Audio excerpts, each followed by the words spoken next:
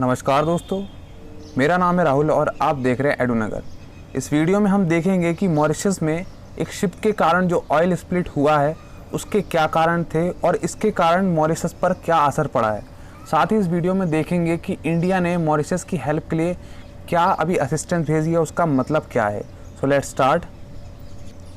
आगे बढ़ने से पहले आप सभी से एक अपील कि हमारे यूट्यूब चैनल एडुनगर को सब्सक्राइब करें ताकि आगे आने वाली सभी वीडियो की नोटिफिकेशन आप आसानी से ले सकें और वीडियो देख सकें। तो स्टार्ट करते हैं। देखिए, मॉरिशस में एक ऑयल स्पिल हुआ। वहाँ पर एक जो शिप है, ये जैपनीज शिप है MV वाकाशियो। ओके, तो हुआ क्या कि जो ये MV वाकाशियो एक शिप है, ये मॉरिशस की जो कैपिटल है और इसकी जो कैपिटल है पोर्ट लुइस, उससे साउथ ईस्ट में, यानी मैं आपको दिखाऊंगा ये पूरा मैप कि मॉरिशस की साउथ ईस्ट लोकेशन कहाँ पड़ती है, मॉरिशस पूरी वर्ल्ड में कहाँ एग्जिस्ट करता है। फिर समझिए कि उसका जो साउथ ईस्ट एरिया है, उस एरिया को कहते हैं पॉइंटे डी एसनी। I am sorry if my pronunciation is so bad, लेकिन ये जो एरिया है ये पूरा कोरल रीजन है जहाँ पर ये स्प्लिट हुआ है। कोरल रीजन वो उन इलाकों को कहते हैं जहाँ पे कोरल रीफ पाए जाते हैं।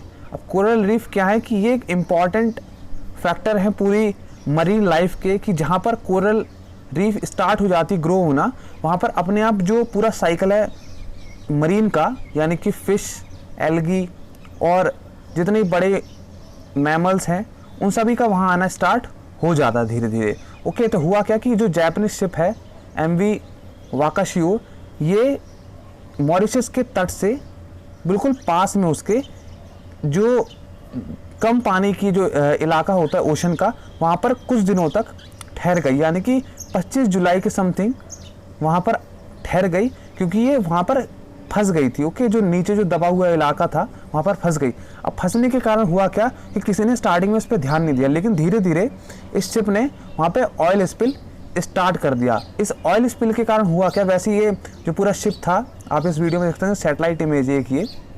ओके, तो हुआ क्या कि वैसे तो शिप पूरा खाली था, लेकिन इस कार्गो को पूरा चलाने के लिए लगभग 4,000 टन ऑफ इसमें ऑयल लगा हुआ था। तो इसके कारण हुआ क्या कि जैसे ही वहाँ ठहरा, ये टूटने लगा धीरे धीरे, क्योंकि हुआ क्या कि ये जो शिप है इसकी कंडीशन बहुत ख़राब है और ये धीरे धीरे टूटने लगा। तो इसके कारण हुआ क्या कि जो ऑयल है इससे लीकेज होने लगी, और जो कोस्टल रीजन है मॉरिशस का जो कोस्टल रीजन है, वहाँ पर ये ऑयल स्पिल फैलने लगा और इससे जो कोरल रीफ है उस पर अब धीरे धीरे डेंजर आने लगा है। इससे जो मॉरिशस का जो कोरल रीफ है उस पर संकट आने लगा। आप सभी के लिए एक फैक्ट ये है कि जिस इलाके में ये ऑयल स्पिल हुआ है, ये एक रामसर साइट है। ओके, रामसर कन्वेंशन है ना, रामसर वेटलैंड की जो कन्वेंशन है, जिसमें जो वेटलैंड्स हैं उन्हें बचाने की कोशिश की जाती है। तो जो ये ऑयल स्पिल हुआ है ये एक रामसर साइट के बिल्कुल पास हुआ है। ओके, अब हम देखेंगे कि ये जो पूरी मॉरिशस की लोकेशन है क्या। देखिए, ये है हमारा प्यारा भारत। ओके, तो जब इंडिया से हम सदर्न डायरेक्शन में जाएंगे, यानी कि दक्षिण की तरफ, तो आप देख सकते हैं ये है पूरा अफ्रीका। ओके, और अफ्रीका के आप देख सकते हैं ईस्ट में ये है मेडागास्कर, और मेडागास्कर के ईस्ट में यहाँ पड़ता है मॉरिशस। ओके, तो मॉरिशस कोई एक आइलैंड नहीं है, मॉरिशस भी काफ़ी आइलैंड का एक नेशन है। इसमें बहुत सारे जो आइलैंड है वो इंक्लूड होते हैं। ओके, तो जो मॉरिशस है उसमें बहुत सारे आइलैंड इंक्लूड हैं। मैं आपको इसका थोड़ा सा जूम इन मैप भी दिखाऊं तो देखिए, जैसे मैंने आपको बताया था ये है मेडागास्कर, जैसा मैंने आपको दिखाया था ना अभी कि इस वाले मैप में कि ये है पूरा मेडागास्कर, और इसी को हम जूम इन करेंगे अब। तो देखिए, ये था मेडागास्कर, और मेडागास्कर के ईस्ट में ये है मॉरिशस। ओके, तो मॉरिशस के बहुत छोटे छोटे और दूसरे भी आइलैंड तब जाके पूरा मॉरिशस बनता। और मॉरिशस के पास में ही है रीयूनियन आइलैंड। तो ये रीयूनियन आइलैंड है, ये टेरिटरी है फ्रांस की। ओके, तो ध्यान रखिएगा कि जो मॉरिशस के सबसे पास है वो है France, because of its territory जो है रीयूनियन। ओके, आगे देखते हैं। तो देखिए, जैसे ही ये ऑयल स्प्लिट हुआ तो जो मॉरिशस की गवर्नमेंट है उन्होंने इन्वायरमेंटल इमरजेंसी घोषित कर दी, क्योंकि जो पूरा मॉरिशस है ये पहले बात तो आइलैंड नेशन है, और आइलैंड नेशन होने के कारण इनकी जो इकोनॉमी है ये बेसिकली टूरिज्म पे ये ज़्यादातर डिपेंड रहते हैं। तो जब कोरल रीफ जब डिग्रेड होंगे यानी कि ऑयल स्पिल के कारण उन्हें नुकसान होगा, तो यहाँ की जो टूरिज्म इंडस्ट्री है उसे भी काफ़ी नुकसान होगा, जिसके कारण पूरे मॉरिशस की इकोनॉमी को काफ़ी नुकसान हो सकता है। ओके, तो वहाँ की सरकार ने तुरंत पहले तो इन्वायरमेंटल इमरजेंसी लगाई और वहाँ के जो गवर्नमेंट है उन्होंने इंटरनेशनल गवर्नमेंट से यानी कि सभी देशों की गवर्नमेंट से असिस्टेंस के लिए मदद मांगी। तो सबसे पहले मैंने जैसे आपको बताया कि रियूनियन आइलैंड सबसे पास पड़ता है मॉरिशस के, तो फ्रांस ने सबसे पहले मॉरिशस को अश्योरेंस दी कि हम आपकी हेल्प के लिए आएंगे। ओके, तो जो फ्रांस के जो समय प्राइम मिनिस्टर हैं इमैनुअल मैक्रोन, तो उन्होंने बोला कि हम साथ आएंगे मॉरिशस के ताकि इस ऑयल स्पिल को कंटेन किया जा सके। साथ ही इंडिया ने भी जो 30 टन टेक्निकल असिस्टेंस है, 30 टन की टेक्निकल असिस्टेंस वो मॉरिशस की तरफ भेज दी ताकि इस ऑयल स्पिल को कंटेन किया जा सके। साथ ही इंडिया ने स्पेशलाइज्ड जो 10 कोस्ट गार्ड हैं वो भेजे हैं और ये 10 कोस्ट गार्ड बहुत माहिर हैं इस ऑयल स्पिल को कंटेन करने में, क्योंकि इंडिया इन चीज़ों में काफ़ी आगे रहा है ताकि इन जैसे पॉल्यूशन जैसी घटनाओं से बचा जा सके। ओके, आप यहाँ द हिंदू का एक आर्टिकल देख सकते हैं कि इंडिया ने टेक्निकल असिस्टेंस भेजी है मॉरिशस। ओके, तो अभी तक हमने देखा कि जो मॉरिशस में हुआ क्या। ओके, लेकिन अब हम देखते हैं कि ये कंसर्न क्यों है।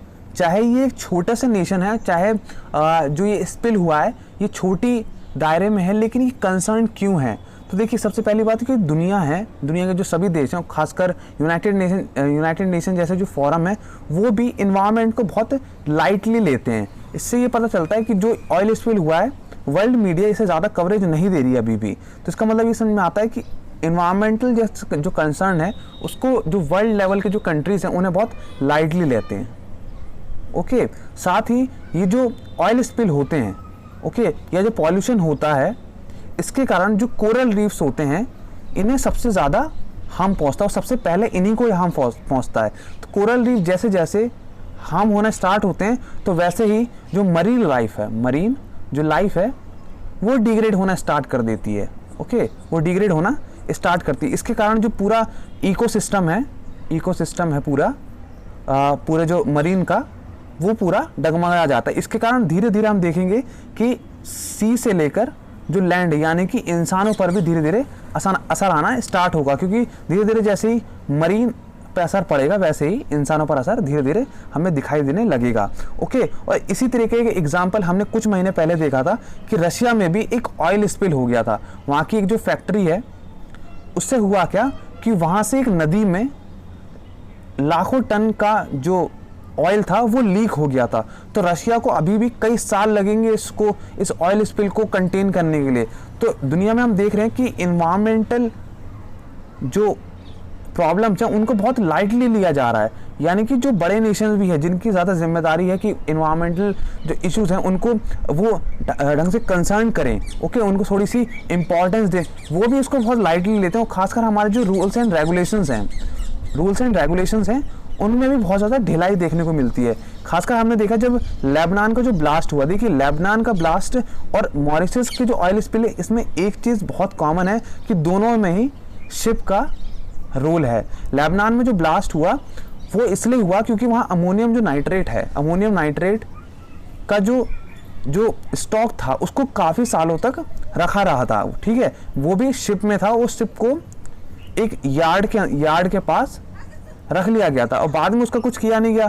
तो देखा हमने कि शिप दोनों जगह इंक्लूड है। यहाँ पर शिप के कारण ऑयल स्पिल हुआ है और लेबनान में वो शिप के कारण ब्लास्ट हुआ था। तो इन दोनों चीज़ों से हमें समझ में आ गया कि इन्वायरमेंटल प्रॉब्लम को हम बहुत ज़्यादा लाइटली लेते हैं। और साथ ही जो दुनिया के जो नियम हैं, यानी कि वर्ल्ड लेवल पे जो नियम है रूल्स एंड रेगुलेशन के, उनमें भी बहुत ज़्यादा ढिलाई है। यानी कि कोई भी देश हो, चाहे वो यूएसए हो, इंडिया हो या रशिया हो या यूरोप हो, हर जगह जो शिपिंग है उसको लेकर बहुत टाइट नियम या टाइट रेगुलेशंस नहीं हैं।